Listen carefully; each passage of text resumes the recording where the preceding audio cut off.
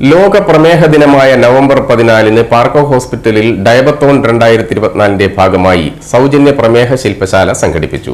പ്രമേഹത്തെ പ്രതിരോധിക്കാനും നിയന്ത്രിക്കാനും രോഗബാധിതർക്ക് കൃത്യമായ ദിശാബോധം നൽകുന്നതിനുമായി സംഘടിപ്പിച്ച ശില്പശാല ജനപങ്കാളിത്തം കൊണ്ട് ശ്രദ്ധേയമായി. രാവിലെ 8 മുതൽ 1 മണി വരെ നടന്ന ക്യാമ്പിൽ 6100 രൂപ വില വരുന്ന sugar, HbA1c, urine micro albumin, biothesiometry, lipid profile തുടങ്ങിയ ലബോറട്ടറി പരിശോധനകളും കൺസൾട്ടേഷനും രോഗികൾക്കനുസൃതമായി സൗജന്യമായി നൽകി.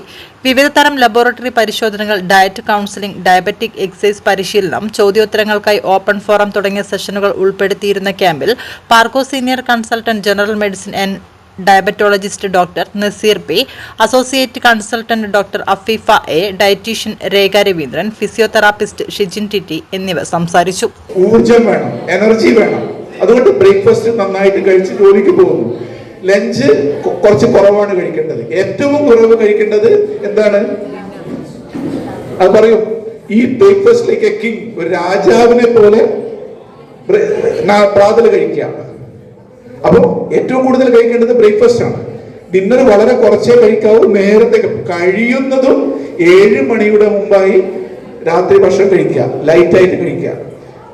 ഒരുവിധ നിങ്ങളുടെ ആരോഗ്യ പ്രശ്നങ്ങൾ ഇതുകൊണ്ട് തീരും. പിന്നെ ഒരു അരമണിക്കൂറെങ്കിലും നടത്തം, ഒരു ദിവസം ഏറ്റവും കൂടി ചുരുങ്ങിയത് ഒരു അരമണിക്കൂറെങ്കിലും നടക്കണം.